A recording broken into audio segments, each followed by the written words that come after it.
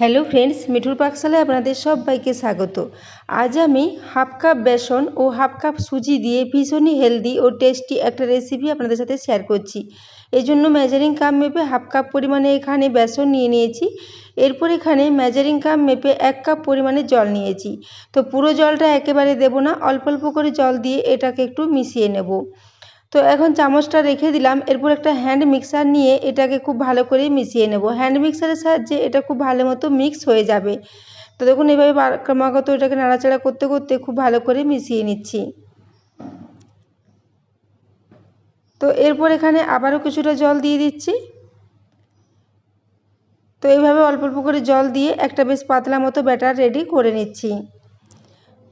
তো বন্ধুরা, আমি আজকে একটা ভীষণই হেলদি ও টেস্টি রেসিপি আপনাদের সাথে শেয়ার করেছি। রেসিপিটা যদি ভালো লেগে থাকে তাহলে অবশ্যই চ্যানেলটি সাবস্ক্রাইব করে আমার পাশে থাকবেন এবং পাশে থাকা বেল আইকনটি অবশ্যই প্রেস করে রাখবেন।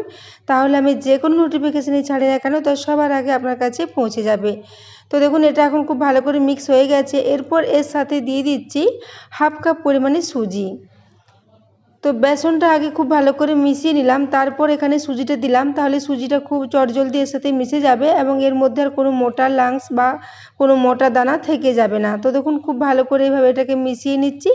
হ্যান্ড মিক্সারের সাহায্যে খুব ভালো করে এটাকে মিশিয়ে নিচ্ছি। তো জলটা এখনও পুরো 1 কাপ জল আমি দিইনি, অল্প অল্প করে জলটা দিচ্ছি আর একটু মিশিয়ে নিচ্ছি। তো এর একটা বেশ মিডিয়াম ঘনত্বের ব্যাটার রেডি করে নেব, খুব বেশি পাতলা করে এটাকে রেডি করব না। তো দেখুন পুরো 1 কাপ জলে আমি এখানে দিয়ে দিয়েছি। হাফ কাপ বেসন ও হাফ কাপ সুজির জন্য এখানে 1 কাপ জলেই পুরোটা লেগে গেছে। তো পুরো জলটা দিয়ে খুব ভালো করে এটাকে মিশিয়ে নেব, তারপর এটাকে ঢাকা দিয়ে রেস্টে রেখে দেবো প্রায় 10 মিনিটের জন্য। তো দেখুন এটা এখন খুব ভালো করে মিক্স হয়ে এসেছে।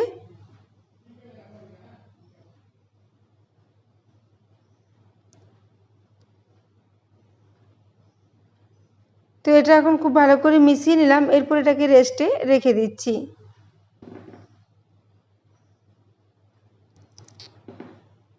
তো এটাকে আমি এখন 10 মিনিট পর ঢাকাটা খুলে নিলাম। তো দেখুন মিশ্রণটা এখন অনেকটাই ঘন হয়ে গেছে। এরপর চামচে করে এটাকে মিশিয়ে নিচ্ছি। সুজিটা যেহেতু অনেকটাই জল টেনে নেয়, সেজন্য মিশ্রণটা এখন বেশ অনেকটাই ঘন হয়ে গেছে। তো দেখুন চামচে করে এর কনসিস্টেন্সি দেখেই বুঝতে পারছেন বেশ একটা পুরো ঘনত্বের ব্যাটারের মতো রেডি হয়ে গেছে। এরপর এখানে একটা মিডিয়াম সাইজের গাজরকে গ্রেট করে রেখেছিলাম, সেই গাজরটা দিয়ে দিলাম। ওই সাথে একটা ক্যাপসিকামের অর্ধেকটা ক্যাপসিকাম কুচিয়ে রেখেছিলাম, সেই ক্যাপসিকাম কুচোনোটা দিয়ে দিয়েছি। ওই সাথে 2টো কাঁচা লঙ্কা কুচোনো দিয়ে দিলাম। ওই সাথে দিয়ে দিচ্ছি 10 থেকে 12টা কারি পাতা কুচিয়ে রেখেছিলাম, সেই কারি পাতার টুকরোটা। এরপর এখানে দিয়ে দেব 1 টুকরো আদা, কিন্তু তার আগে এখানে দিয়ে দিচ্ছি আমি লবণটা। স্বাদ মতো লবণ দিয়ে দিলাম। লবণটা দেওয়ার কারণে সবজি থেকেও কিছুটা জল বেরিয়ে আসবে। তো এরপর এখানে দিয়ে দিচ্ছি 1/4 টিস্পুন পরিমাণে একটু হলুদের গুঁড়ো। ওই সাথে 1 চা চামচ পরিমাণে এখানে গোটা জিরে দিয়ে দিয়েছি। এরপর এখানে 1 টুকরো আদা নিয়েছি, আদাটাকে এর সাথে একটু গ্রেট করে মিশিয়ে নিচ্ছি। তো এখানে আমি আর কোনো গুঁড়ো মশলার ব্যবহার করব না। এই কটা মশলা দিয়ে এটা ভীষণই হেলদি ও টেস্টি মতো রেডি হয়ে যাবে। তো সব কিছু দেওয়া হয়ে গেছে। এরপর এটাকে চামচে করে খুব ভালো করে মিশিয়ে নিচ্ছি। মিশ্রণটা খুবই ঘন আছে এবং এর সাথে আর জলের ব্যবহার করতে হবে না, এবং সবজির সাথে লবণ দেওয়ার জন্য এর থেকে কিছুটা জল বেরিয়ে যাবে, তাতে এটা খুব ভালো মতো মিক্স হয়ে যাবে। তো দেখুন এইভাবে চামচে করে ক্রমাগত নাড়াচাড়া করতে করতে এটাকে খুব ভালো করে মিক্স করে নিচ্ছি। তো বন্ধুরা, আজকের রেসিপিটা যদি ভালো লেগে থাকে তাহলে অবশ্যই বন্ধুদের সাথে একটু শেয়ারও করে দেবেন এবং রেসিপি ভালো লাগলে একটা লাইক করতে ভুলবেন না। তো দেখুন এটা এখন অনেকটাই খুব ভালো করে মিক্স করা হয়ে গেছে। তো বন্ধুরা, আজকে আমি একটা ভীষণই হেলদি রেসিপি আপনাদের সাথে শেয়ার করেছি। বাড়িতে থাকা কয়েকটা উপকরণ দিয়ে, খুব কম উপকরণ দিয়ে রেসিপিটা তৈরি করেছি। তো এরপর এখানে আমি দিয়ে দিচ্ছি 1/2 টিস্পুন পরিমাণে ইনো। একটা ছোট ইনো প্যাকেটের অর্ধেকটা ইনো এখানে দিয়েছি।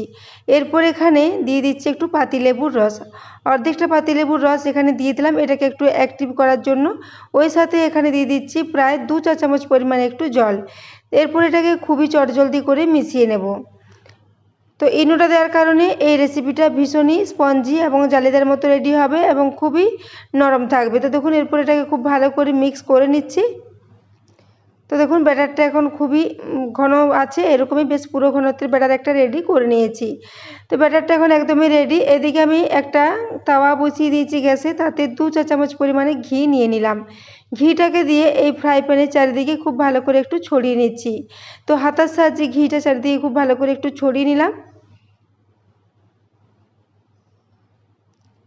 এরপর ওই যে ব্যাটারটা রেডি করে রেখেছি, ওই ব্যাটারটা থেকে কিছুটা করে ব্যাটার নেব আর এখানে বেশ ছোট ছোট প্যানকেকের মতো করে দিয়ে দেব। তো দেখুন এখানে আমি একটা চামচ নিয়েছি, সেই চামচে করে প্রায় 3 চামচ করে ব্যাটার এখানে দিয়ে দিচ্ছি।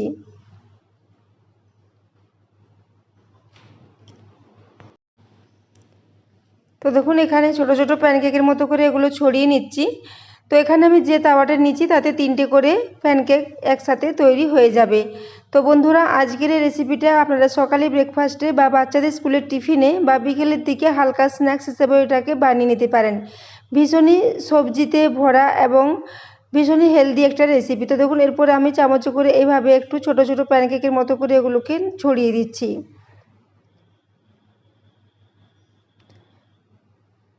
তো বেশ গোল করে একটু ছড়িয়ে নেব।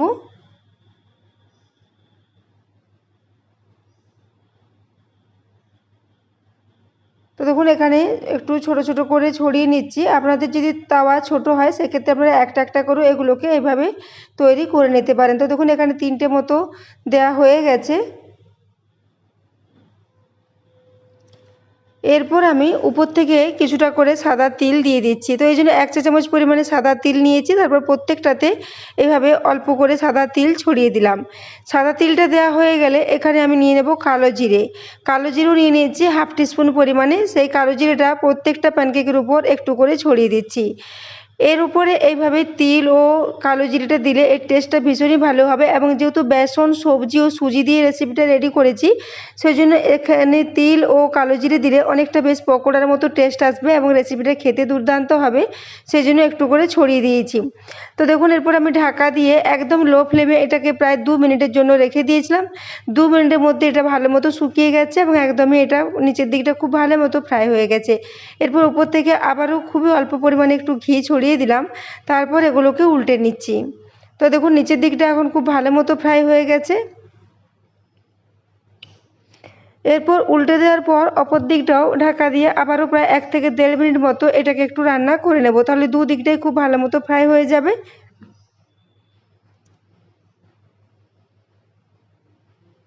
তো এই জন্য ঢাকা দিয়ে প্রায় 1.5 মিনিটের জন্য রেখে দিয়েছিলাম। 1.5 মিনিট পরে ঢাকাটা খুলে নিচ্ছি। তো এরপর এগুলোকে আবারও উল্টে নিচ্ছি। তো দেখুন নিচের দিকটাও খুব ভালো মতো ফ্রাই হয়ে গেছে, দুদিকটাই এখন খুব ভালো মতো ফ্রাই হয়ে গেছে এবং তিল ও কালো জিরাটাও নিচের দিকটা খুব সুন্দর মতো ভাজা হয়ে গেছে। তো এরপর আমি এগুলোকে একটা প্লেটের মধ্যে তুলে নিচ্ছি। তো বন্ধুরা আজকের এই রেসিপিটা ভীষণই টেস্টি মতো রেডি হয়েছিল। এটাকে আপনারা যে কোনো চাটনির সাথে সার্ভ করতে পারেন, ভীষণই টেস্টি লাগবে। এমনকি এটা বিকেলে চায়ের সাথেও আপনারা সার্ভ করতে পারেন। তো দেখুন এখানে 3টে মতো ফ্রাই হয়ে গেছে। পরের ব্যাচে আমি আবারও 3টে দিয়ে একইভাবে এগুলোকে ফ্রাই করে নিচ্ছি। তো আমি এখানে যে পরিমাণ মিশ্রণ রেডি করেছিলাম তা দিয়ে আমার মোট 7টা মতো প্যানকেক রেডি হয়েছিল। তো দেখুন এরপর এগুলোকে একটা প্লেটের মধ্যে সব সাজিয়ে নিচ্ছি।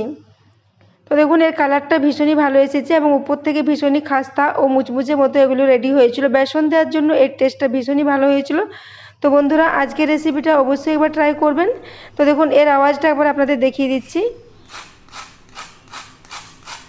তো ওপরটা ভীষণই খাস্তা ও মুচমুচে মতো রেডি হয়েছিল এবং এগুলো ভীষণই স্পঞ্জি মতো রেডি হয়েছিল। দেখুন একটা ভেঙে দেখিয়ে দিচ্ছি, ভেতরটা খুবই নরম এবং উপরটা ভীষণই নরম ও স্পঞ্জি মতো রেডি হয়েছে।